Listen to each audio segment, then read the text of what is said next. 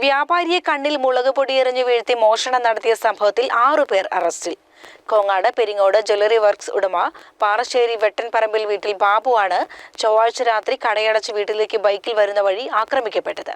കോങ്ങാട് പെരിങ്ങോട് പാറശ്ശേരി പ്ലാച്ചിക്കാട്ട് വീട്ടിൽ ഗോകുൽ, വെള്ളിനേഴി തിരുനാരായണപുരം കുണ്ടൊള്ളിപ്പറമ്പ് പള്ളത്തുപടി വീട്ടിൽ രാഹുൽ, ശ്രീകൃഷ്ണപുരം മലമ്പിലിമംഗലം ചോലക്കുണ്ടിൽ വീട്ടിൽ ശ്രീകുട്ടൻ, കരിമ്പുഴ തോട്ടര ഇളയെടുത്ത് വീട്ടിൽ അബ്ദുൽ മുബഷീർ, കോട്ടപ്പുറം ചീരക്കുഴി കാട്ടിക്കുന്നത്ത് വീട്ടിൽ മുഹമ്മദ് ഹാഷിം, കടമ്പഴിപ്പുറം കല്ലുവെട്ടുകുഴി മുഹമ്മദ് ഷാമിൽ എന്നിവരാണ് അറസ്റ്റിലായത്. കോങ്ങാട് പെരിങ്ങോട് ജ്വല്ലറി വർക്ക്സ് ഉടമ പാറശ്ശേരി വെട്ടൻപറമ്പിൽ വീട്ടിൽ ബാബുവാണ് ചൊവ്വാഴ്ച രാത്രി കടയടച്ച വീട്ടിലേക്ക് ബൈക്കിൽ വരുന്ന വഴി ആക്രമിക്കപ്പെട്ടത്.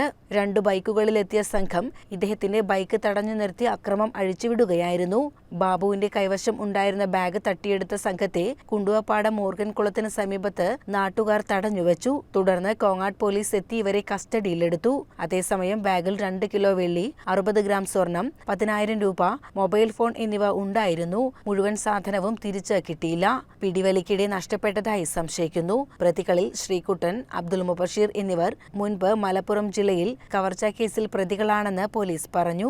സംഭവം നടന്നയുടൻ ബാബു സമീപത്തെ വീട്ടിൽ വിവരമറിയിച്ചു. ഇതോടെ ഫോൺ വഴി സംഭവം നാടാകെ അറിഞ്ഞു. നാട്ടുകാർ ജാഗരൂകരായി വിഷയത്തിൽ സജീവമായി. പ്രതികൾ രക്ഷപ്പെട്ട ദിശയെക്കുറിച്ചു വരെ സൂചന ലഭിച്ചു.